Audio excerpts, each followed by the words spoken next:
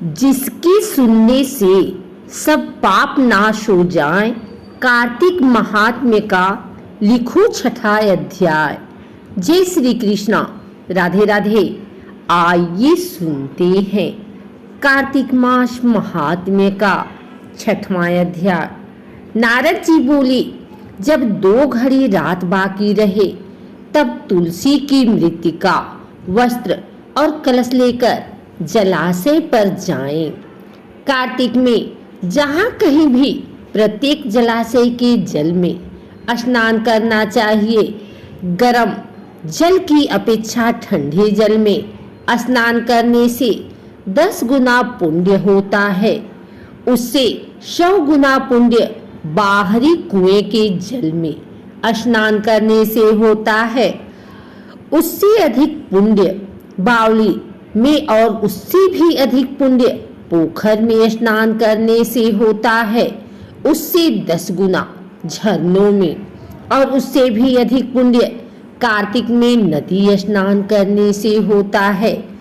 उससे भी 10 गुना पुण्य वहाँ होता है जहाँ 2 नदियों का संगम हो, और यदि कहीं 3 नदियों का संगम हो तब तो पुण्य की कोई सीमा ही नहीं। स्नान से पहले भगवान का ध्यान करके स्नानार्थ संकल्प करना चाहिए। फिर तीर्थ में उपस्थित देवताओं को क्रमशः अर्घ, आचमनीय आदि देना चाहिए।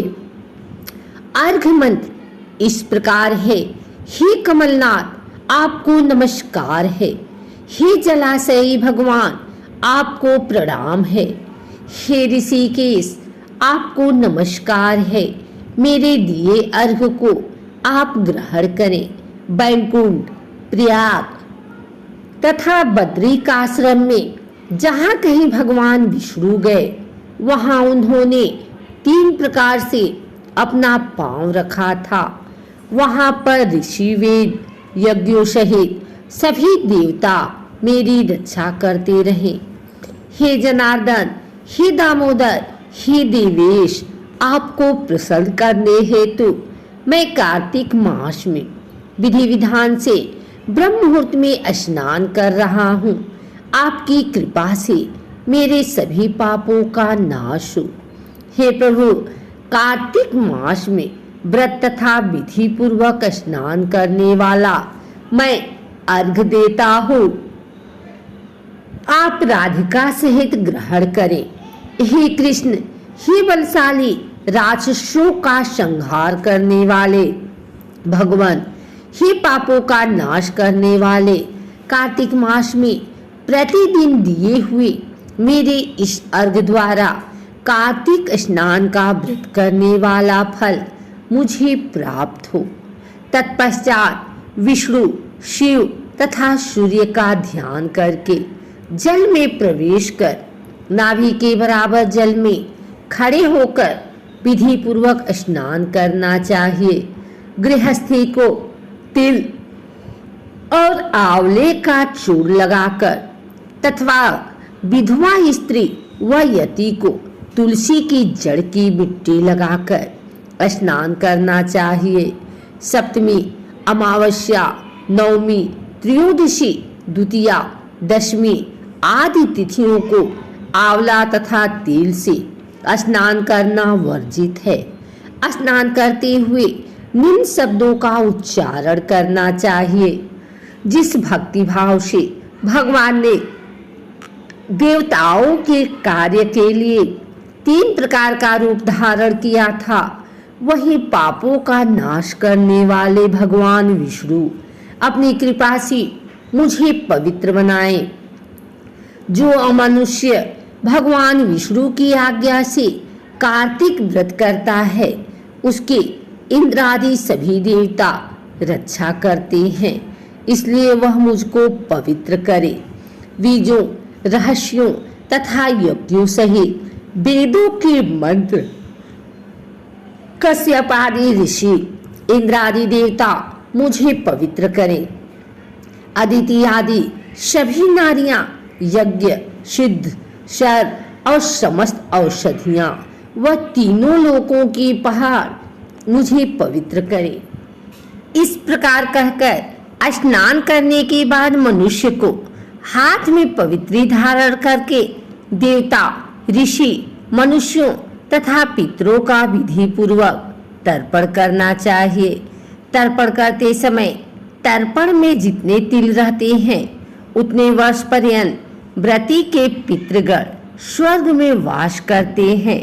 उसके बाद व्रती को जल से निकलकर शुद्ध वस्त्र धारण करने चाहिए। सभी तीर्थों के सारे कार्यों से निवृत्त होकर पुनः भगवान विष्णु का पूजन करना चाहिए। सभी तीर्थों के सारी देवताओं का स्मरण करके भक्ति पूर्वक सावधान होकर चंदन, फूल और फलों के साथ भगवान विष्णु को फिर से अर्घ देना चाहिए। अर्घ के मंत्र का अर्थ इस प्रकार है: मैंने पवित्र कार्तिक मास में स्नान किया है। हे विष्णु, राधा के साथ आप मेरे दिए अर्घ को ग्रहण करें। तत्पश्चात चंदन, फूल और तांबूल आदि से वेद पाठी ब्राह्मणों का श्रद्धा पूर्वक पूजन करें और बारंबार नमस्कार करें। ब्राह्मणों के दाएं पांव में तीर्थों का वास होता है, मुंह में वेद और समस्त अंगों में देवताओं का वास होता है। अपने कल्याण की इच्छा रखने वाले मनुष्य को इनका न तो अपमान करना चाहिए और न ही इनका विरोध करना चाहिए। फिर एकाग्रचित होकर भगवान विष्णु की प्रिय तुलसी जी को पूजा करनी चाहिए। उनकी परिक्रमा करके उनको प्रणाम करना चाहिए।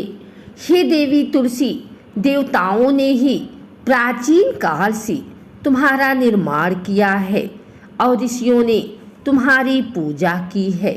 हे विष्णु प्रिया तुलसी, आपको नमस्कार है। आप मेरे समस्त पापों को नष्ट करो।